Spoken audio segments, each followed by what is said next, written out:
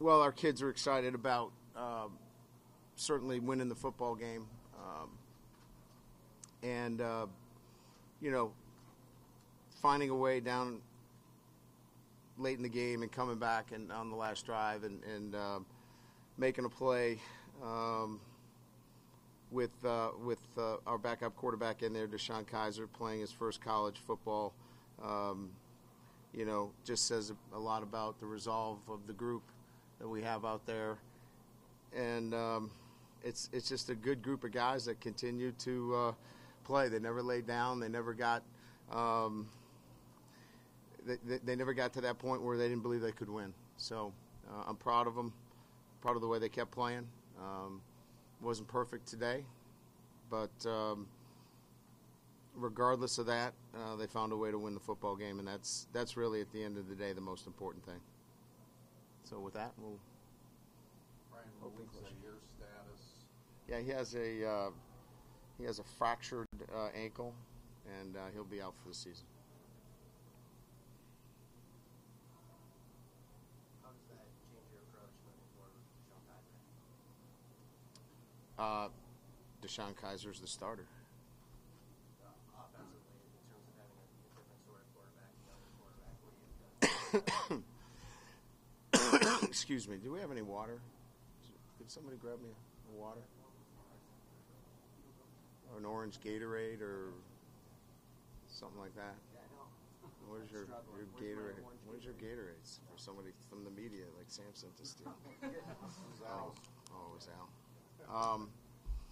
Certainly he doesn't have the experience that Malik has, but we can run our offense through Deshaun, and he's got great weapons around him, and we saw that tonight.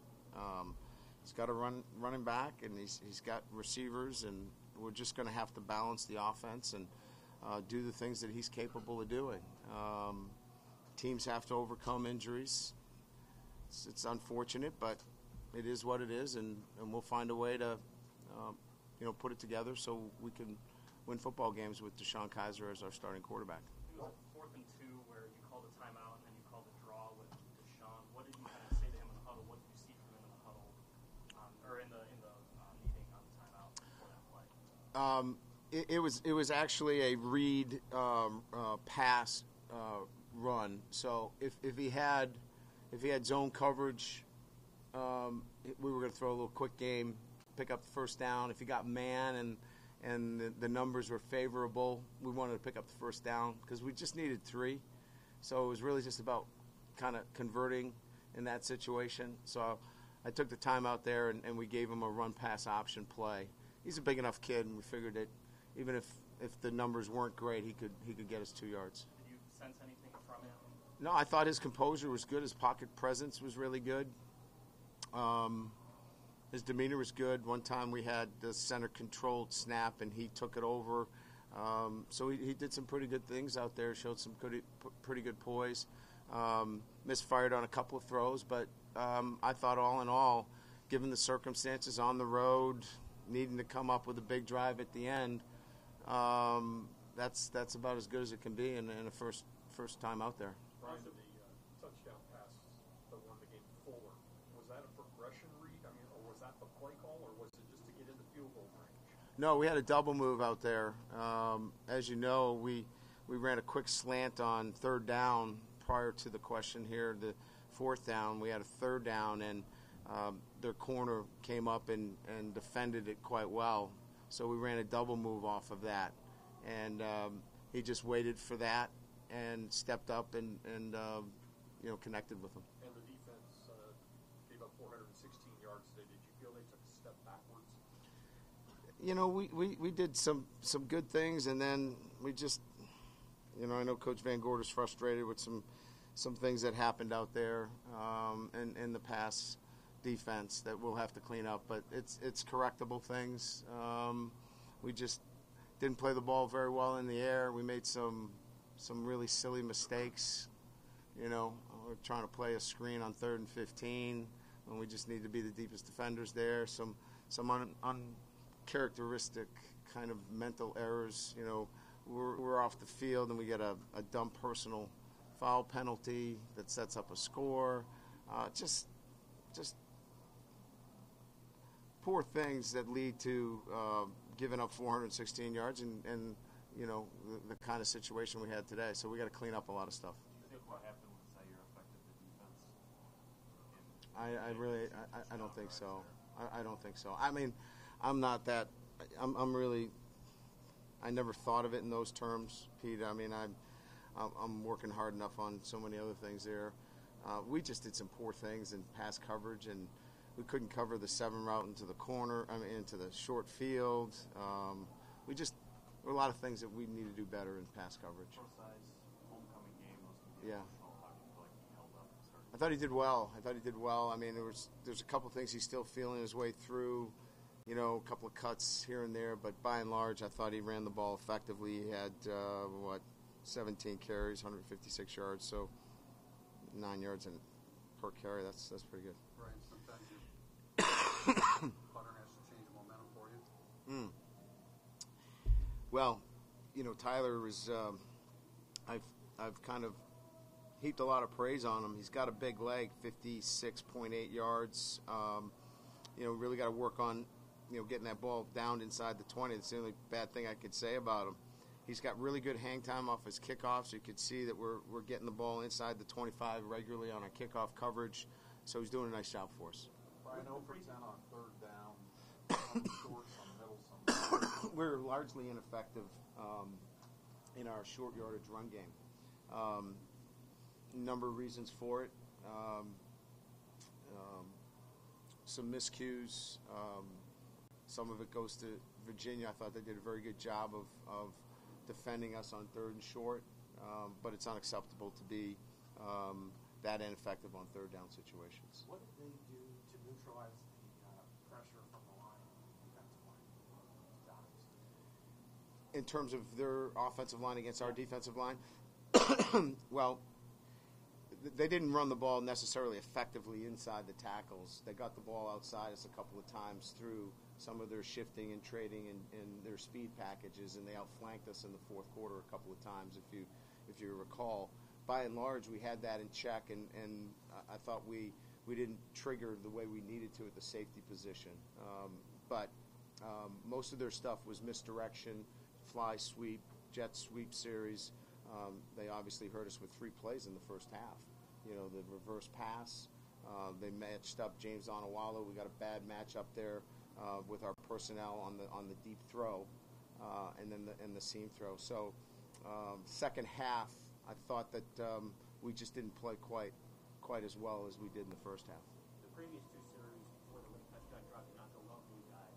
Did you make any adjustments there on that winning drive? Well, we threw the ball a little bit more down the field. We tried to push the ball down the field. We hit a big dig route to Corey Robinson, which got us, you know, in striking zone for a field goal. Again, we only needed a field goal. So then we felt like we had the ability with 3 timeouts that we had a lot of calls left on our call sheet where we could, you know, run some quick game and some short throws, and we didn't necessarily have to get out of bounds. So once we hit that pass, it allowed us a lot more calls on our sheet to get the ball close to field goal range. And then when we had the double move, we hit the big throw down the sideline. Where is Deshaun in terms of the playbook? Is he 100%? Do you have to condense it a little bit? You know, each one of them has a list of their top 10 pass plays and run plays, and he's pretty deep into the playbook. He's really good in protections. He understands the things that he needs to run our offense. I think I've commented a couple of times in our pressers that I think he can win. He can win games for us. I want to win a championship with him, and we saw today he can win games for us. We need to elevate him to that next level. Now he's going to get first team reps, and that's what we'll go to work on. What kind of similarity is there between Malik's top 10 and Deshaun's top 10? Are they completely different? Or? Well, Malik's are more. You know, Malik has more that are packaged with the run game, and you know, certainly Malik's not the same. Deshaun's not the same runner that Malik is. Though we're not afraid to run Deshaun. He's a big physical kid, and we think he's capable. You saw he's very elusive and hard to get down. So we'll incorporate the run game with him as well. With the injury, and if you had lost, it would have been a very deflating outcome for you guys. The fact that you guys won this game and came through at the end under pressure on the road. I mean, how important is that to the team's mentality and morale going forward? Yeah, it's bittersweet. I mean, we're happy we won, but we lost Malik, who's a very important guy to us. I know our kids, they're celebrating the win and they're happy, but they lost a kid that they feel really strongly about. In the locker room, they'll bounce back from it. Kids are resilient. The coaches are probably, feeling it more. I am particular because I'm so close to him. I feel so bad for him. But we'll bounce back from it, and Deshaun now has got to run our football team, and we feel good about it. So, again, we made a lot of mistakes today. Virginia played really well too. They played inspired football, and they're a well-coached team, and I thought they did some great things offensively, and we were largely ineffective, and we moved the football, and our third down was atrocious, and left a lot of opportunities for us to score points that we didn't, and Virginia should get a lot of credit for that. Brian, on the fake field goal, there was, penalty kind of in between. Was that the call the whole time through all that sequence of events? And what did you see there that made you confident that that was going to work? We felt pretty good as long as we were in the right position. We wanted to move back a little bit. They were smart not letting us go back because we wanted to compress that edge a little bit more. Because it was a little close, which could have got somebody to wrap around from the other side. But it was in our strike zone area where we could run it, so we let the clock run down there purposely. Brian, across the board, does your team have enough depth to suffer an injury like this to the league and continue to be successful this year? Heck yeah. Yeah. I mean, look, we've lost our starting running back and our starting quarterback. And those are difficult injuries. There's no question. But we've got a lot of really good players around them. And Deshaun doesn't have to win it himself. So as long as we can continue to support him, we got to play better defense. And they've got to, we've got to defend the pass better. If we play better defense and we support Deshaun, we can be the kind of football team we hope to be. What's Max's injury? How long is he going to have that cast out? It's very similar to Joe's, so 4 weeks probably. Okay. Yeah. Do you think that affected him today in terms of the ability to ramp up? Could have. Anything else? One of the things from you guys' team, with your team, is just that cultural or scheme kind of mentality. How's a game like this with all the things you talked about on defense, the things CJ's still working on, the line having a couple issues up front? How does that speak to your guys' ability to step up and make plays when you need to, even when things necessarily weren't going your way? It's what I love about this group. I've had 25 teams in my career, over 25 years, and what I love about these guys is that they're going to keep playing, even through making some mistakes and not playing the perfect game against a really inspired opponent today. They found a way to win. They didn't believe that they couldn't win the football game, and that's a fun team to coach. Now we got to coach better and we got to play better because you can't rely on these kinds of drives at the end of the game or you're going to lose these games. But it's a good group to coach. We just have to play better, coach better.